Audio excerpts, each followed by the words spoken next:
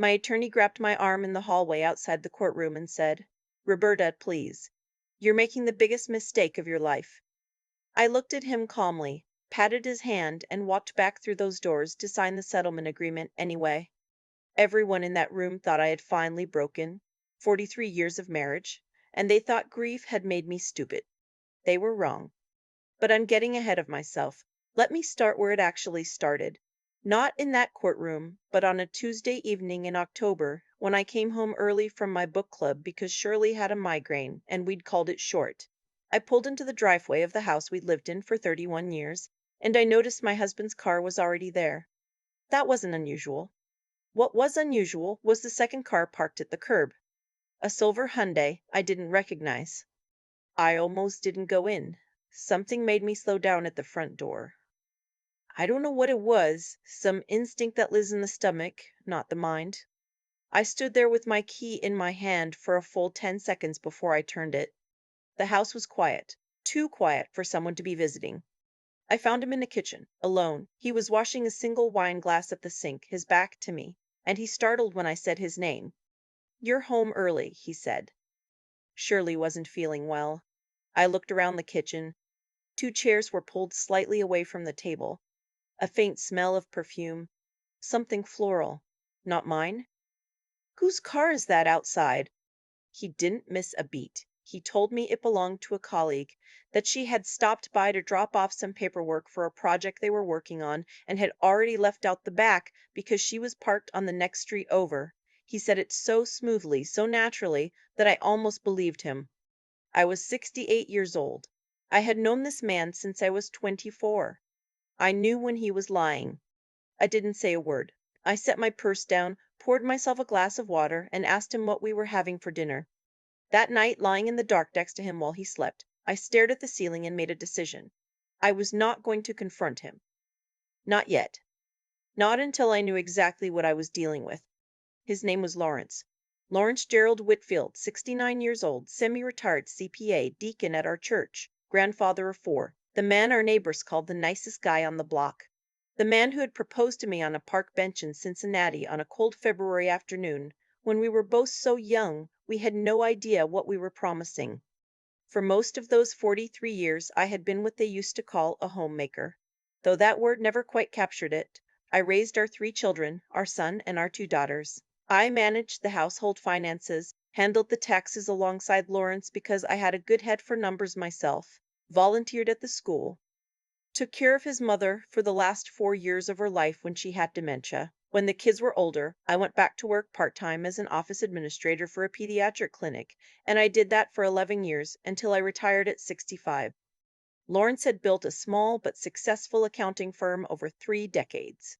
We were partners in the way that long marriages make you partners, not legally, not officially, but in every practical sense. His income was our income. My labor was our foundation. I thought we understood each other. After that October evening, I started paying attention in a different way. Not obviously. I didn't go through his phone or follow him.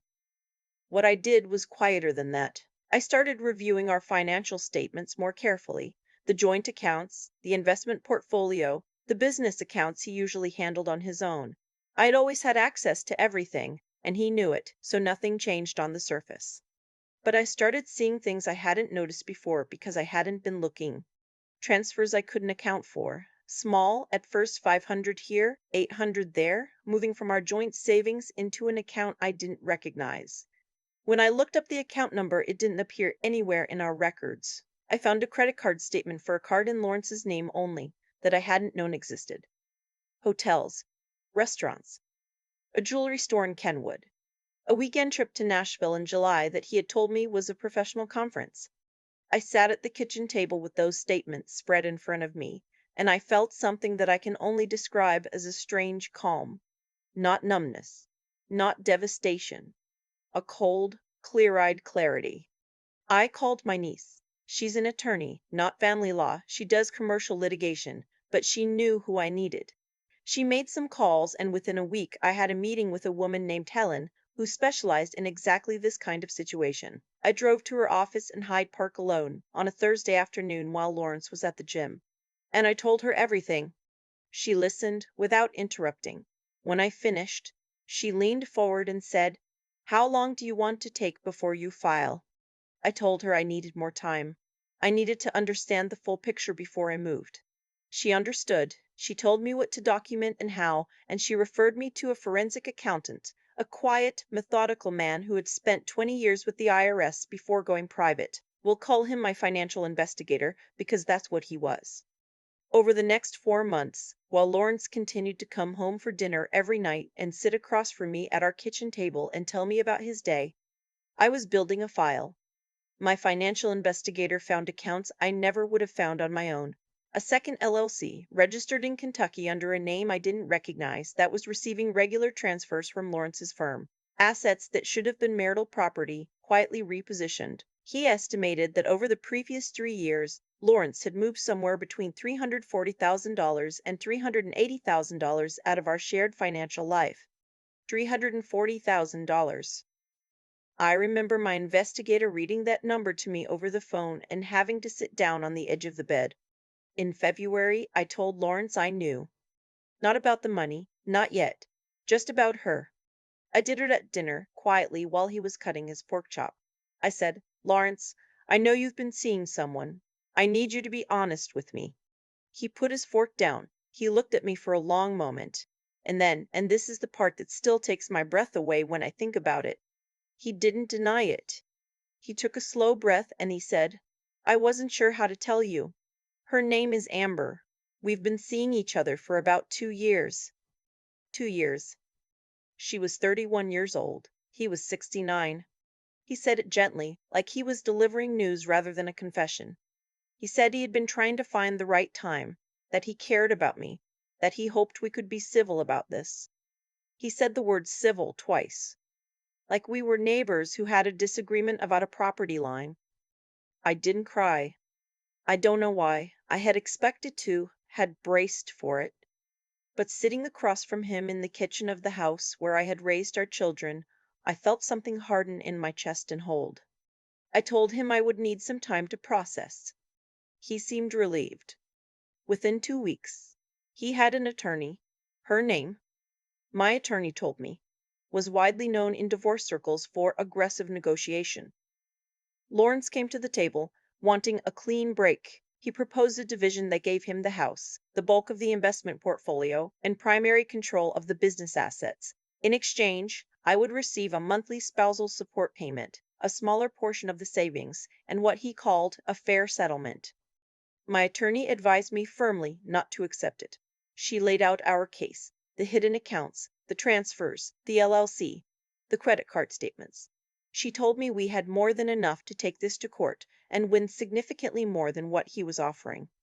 I listened to everything she said. I asked questions. I made sure I understood exactly what we had. And then I told her I wanted to accept his offer. She stared at me.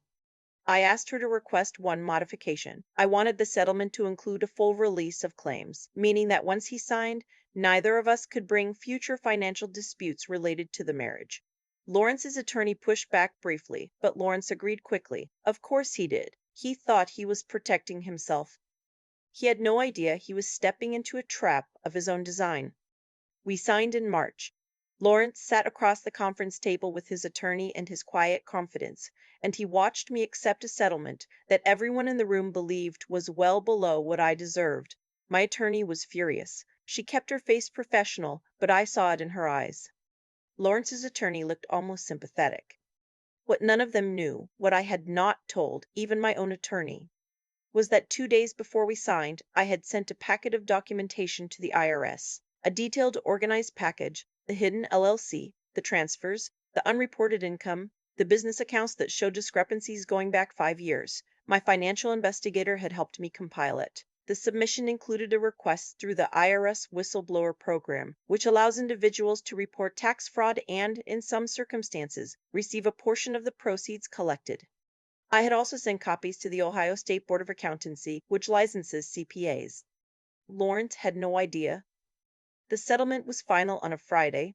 By Sunday, I had moved into a rental I had been quietly arranging for 2 months, a nice 2-bedroom in a building with a doorman and good natural light, close to where my youngest daughter lived. I had paid the deposit from a personal account Lawrence didn't know about, one I had opened 18 months earlier and contributed to carefully, slowly, in amounts small enough to go unnoticed. I had my own attorney, my own accountant, my own financial investigator, my own apartment. I hadn't been unprepared. I had been preparing. That summer was the strangest of my life in some ways, and also the most peaceful. I took walks in the morning. I had coffee with friends I'd been too busy to see regularly in years. My son came to visit for 2 weeks in July with his kids, and we went to the Cincinnati Zoo like we used to when he was small. My daughters called more often. I told them enough. Not everything, but enough for them to understand that I was not a woman who had been discarded. I was a woman who had chosen to walk out the door. In August, Lawrence called me. He didn't usually call. We communicated through our attorneys for anything practical. So when his name appeared on my phone, I felt a small tightening in my throat before I answered. He had received a letter from the IRS. His voice was different than it had been in all the months of the divorce process. The controlled measure quality was gone. He said the letter referenced a whistleblower submission and an investigation into unreported income and potential tax evasion going back multiple years. He said his accountant didn't understand how this had happened. He said he needed to know if I knew anything about it. I was quiet for a moment. Then I said, Lawrence, I'd recommend you speak with your attorney. He asked me again. His voice cracked slightly on the second ask. I had not heard his voice crack in 43 years. I'd really recommend you speak with your attorney, I said, and I ended the call. The Ohio State Board of Accountancy opened a disciplinary inquiry in September. The IRS investigation proceeded through the fall. The hidden LLC became a serious matter. The transfers were found to constitute fraudulent concealment of marital assets, which is a civil issue, and the tax reporting was a separate criminal exposure. Lawrence's CPA license was suspended pending the disciplinary outcome. His attorney reached out to my attorney in October asking if I would consider a renegotiation. My attorney called me with barely suppressed energy in her voice. She said, Roberta, do you understand what's happening right now? I told her I had a general sense of it. She said, he wants to renegotiate. And Roberta, we now have leverage I have never seen in 20 years of family law. The renegotiation took 3 months. In January, Lawrence signed a revised settlement that transferred the family home into my name. I could sell it or keep it, along with a substantially larger portion of the investment accounts and a structured settlement that included the value of the marital assets that had been concealed. His attorney called it a resolution in the interests of both parties. My attorney called it what it was, a correction of a fraud. Amber, I was told by someone who knew someone, had left Lawrence in November. Apparently, the IRS investigation and the license suspension had altered the terms of whatever she had imagined their future to look like. I was not surprised. I sold the family home in this spring. I had mixed feelings about it. The house held 31 years of my life, good and hard and everything in between, but it also held the ghost of a marriage that had quietly been something other than what I thought it was for longer than I wanted to reckon with. The sale went through in April. I made a donation to the domestic violence shelter 2 of my friends volunteered at. I repainted my rental apartment in a warm terracotta that I had always wanted on walls, but that Lawrence had said was too bold. It turns out I like bold. A friend asked me once during all of this whether I was angry, whether I hated him. I sat with that question for a while before I answered. I told her I had been angry. There was a night in November, the first November after I knew, when I had sat in my car in the parking lot of a grocery store for 40 minutes and cried in a way I hadn't cried since my mother died. That kind of anger lives in the body, not just the mind, and it has to go somewhere. But I told her that by the time we were sitting in that courtroom, by the time Lawrence was watching me sign what he thought was my surrender, the anger had become something else.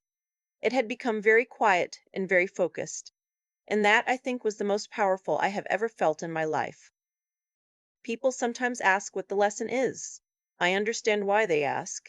We like our stories to come with a neat takeaway, something we can hold on to. Here's what I know. I spent most of my adult life being the person who kept things running quietly in the background. I managed and organized and kept records and knew where everything was and made sure it all functioned. And for a long time, I think I did that without fully understanding that those skills were not just domestic habits, they were power. Real, practical power. When my marriage ended, I used every one of them. I am 70 years old now.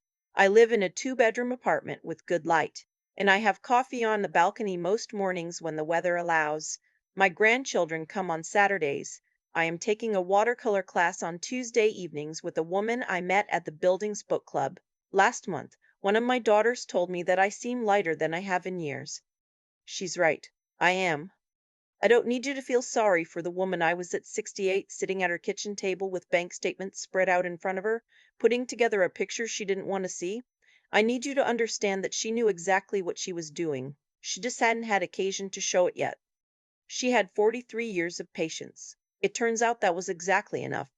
I still think about that conference room, sometimes. The way Lawrence sat across from me with that careful, composed expression, the expression of a man who believed he had already won. He had no idea that 2 days before, I had mailed a package that would take everything from him, not out of hatred, out of precision. People talk about betrayal like it's a single moment, a door left open, a name found on a receipt. But the betrayal I lived through wasn't one moment. It was thousands of small choices Lawrence made over years, each one a quiet decision to treat our shared life as something he could carve up and pocket without my knowing. What he forgot, or perhaps never understood, is that honesty isn't just a virtue, it's a structural thing. When you remove it from a foundation, the whole structure eventually gives way. Not dramatically, not all at once, but it gives way. That's what happened to him. Not because I wished it on him, because he built something dishonest and then leaned his full weight on it. I won't pretend that I moved through those months on pure calm. There were nights that were genuinely hard, nights when I sat with the reality that the man I had built an entire life with had been quietly dismantling it behind my back for years. And I had to decide, alone, what to do with that knowledge. The easy thing would have been to confront him in anger, to let the hurt drive the decisions. I understood that impulse completely. I also understood that it would have cost me everything. What carried me through wasn't toughness in the way people usually mean it. It was something quieter. The discipline to think clearly when everything in me wanted to react, and the willingness to trust what I knew rather than what I wished were true. I had spent 43 years learning how things actually worked. The accounts, the records, the filing systems, the financial patterns. I had always thought of that as background work, invisible labor. It turned out to be the thing that saved me. There's something I want to say directly because I think it matters. For most of my adult life, I underestimated what I knew. I assumed that because my name wasn't on the firm because I hadn't built the business in the conventional sense, my understanding of our financial life was somehow secondary. Lawrence understood this about me, or thought he did. He assumed that if he moved things carefully enough, I wouldn't see it. He had spent 43 years watching me manage everything quietly. He just hadn't been paying attention to what that meant. Roberta at 68 wasn't a woman who had given up. She was a woman who had spent 6 decades accumulating exactly the right tools and finally had reason to use them. The integrity she'd lived by, paying every bill on time, keeping clean records, never cutting corners, turned out to be the very thing that made her credible when it counted. The intelligence she'd applied to running a household and raising 3 children transferred directly into reading financial statements and building a case. And the endurance she developed through decades of quiet, unacknowledged work was what allowed her to sit across a conference table and sign her name without flinching. I am not who I was. I am more. That's the thing about being forced to show what you're made of. You find out it's more than you thought.